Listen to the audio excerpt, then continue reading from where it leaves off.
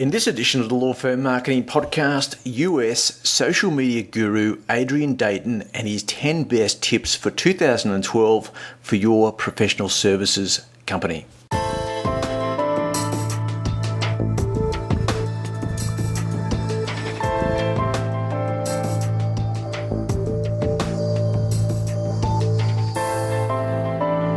Thank you for joining me on the Law Firm Marketing Podcast, brought to you by Grow Your Firm, the digital media company that works with law firms both in Australia and overseas. Grow Your Firm not only does web strategy, design, development and SEO, but through its network of other services provides a fully integrated marketing approach for your law firm. You can read about the exceptional results that Grow Your Firm clients are in receipt of at www.growyourfirm.com.au. That's www.growyourfirm.com.au. Now remember that if you're outside Australia, place the .au at the end of that URL.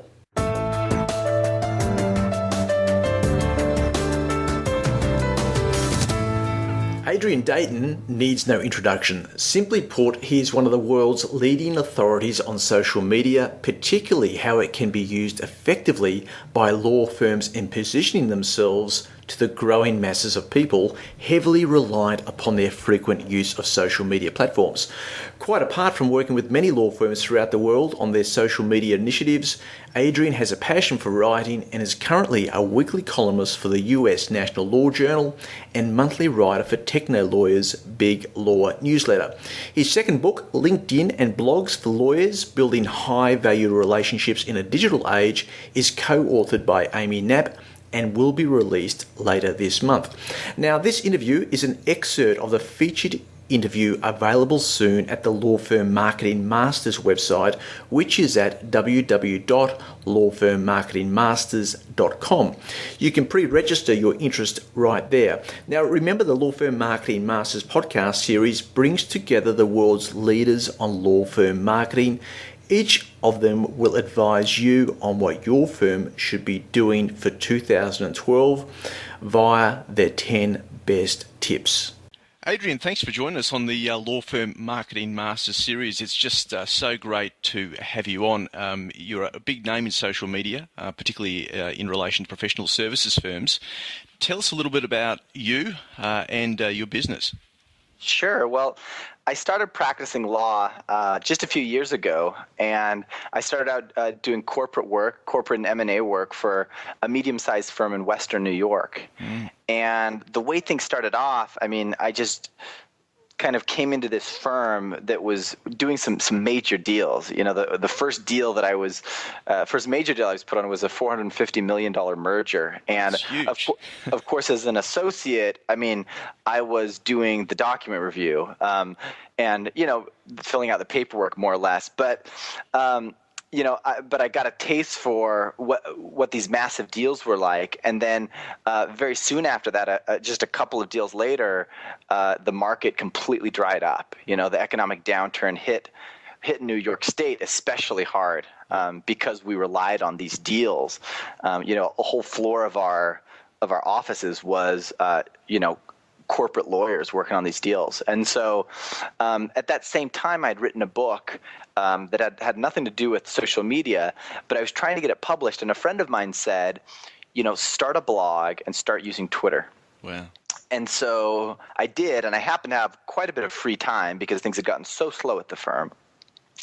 And so while I was really getting to know Twitter and starting to write in a blog, kind of at random, out of the blue, somebody that I was following, a writer I was following on Twitter, asked the question, "Does anybody know a contracts lawyer?" Wow. And I replied, and I brought a new client to our firm. And it was really, you could just call it dumb luck, but the penny dropped. Right. The amazing thing, though, wasn't that I randomly found a client through Twitter. The amazing thing was that this question was asked publicly. Does anybody know a contracts lawyer? And any of the millions of users of Twitter at that time could have responded to that question. But I was the only person that responded.